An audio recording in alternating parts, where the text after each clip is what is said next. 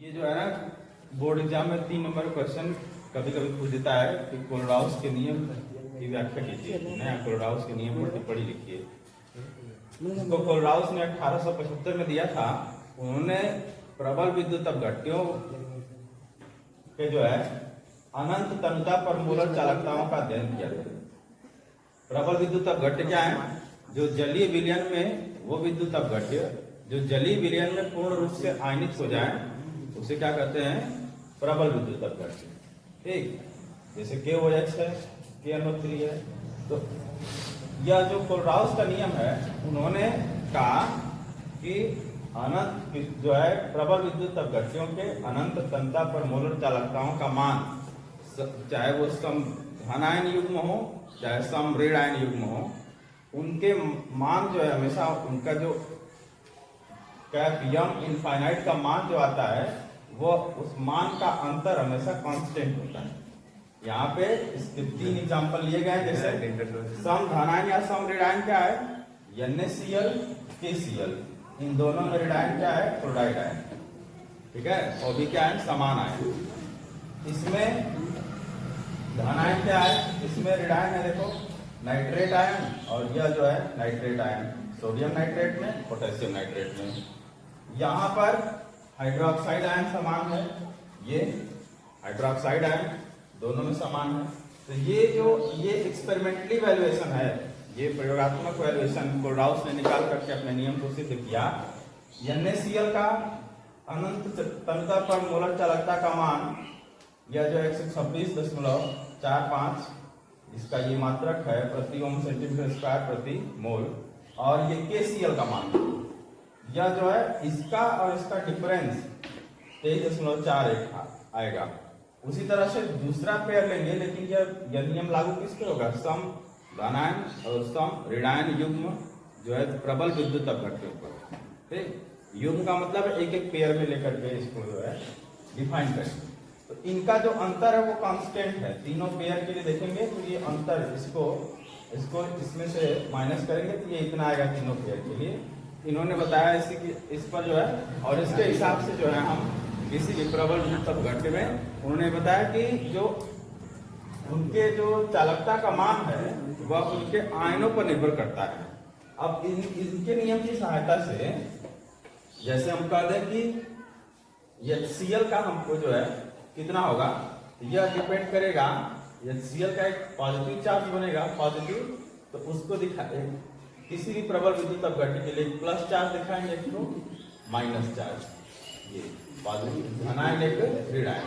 तो चूंकि अब इसके लिए हम जब करेंगे तो क्या लिखेंगे?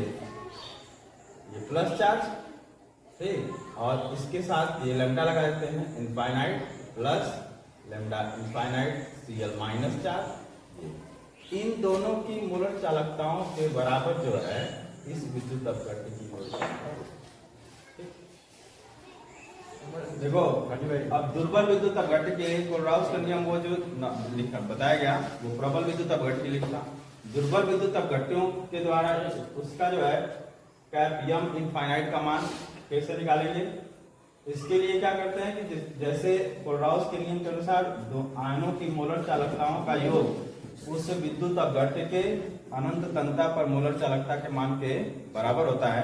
ठीक उसी तरह से तो इसमें सपोज दैट इस एसिटिक एसिड का हमको, एसिटिक एसिड दुर्बल विद्युत अपघट्य है क्योंकि जलीय विलयन में पूरा आयनित नहीं होता है। ये सभी जो है sodium acetate, ammonium chloride, ammonium hydroxide, ये सभी जो है दुर्बल विद्युत अपघट्य हैं। या इसमें से एसिटिक एसिड का हमको अनंत तन्यता पर मोलर चालकता का मान निर्धारित करना है।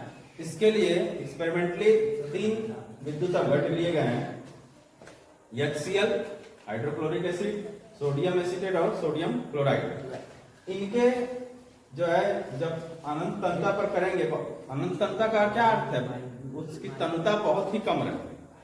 तन्यता क्या है? उसका जो गाढ़ापन है वो बहुत ही क्या रहे? कम रहे, उसी को डायलूट, इनफाइनाइट डायलूट। तो जब ये करेंगे तो जिससे HCl का है, HCl के कैपियम का मान उसके आयनों के मोलर चालकताओं के योग के बराबर होगा।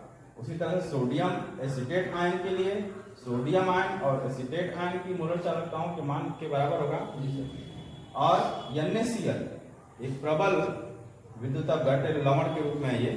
इसके आयन के मोलर चालकताओं का मान इसके जो है अनंतता पर मोलर चालकता के मान के बराबर। इन तीनों को 3 समीकरण लेकर के इस समीकरण 1 और समीकरण 1-2 को जोड़ेंगे और तीसरे समीकरण से घटा देंगे, यानी HCl और सोडियम एसीटेट के मोलर चालकताओं के जो है मान को जोड़ेंगे इनके आयनों के, और इस तीसरे वाले से जो है घटा देंगे।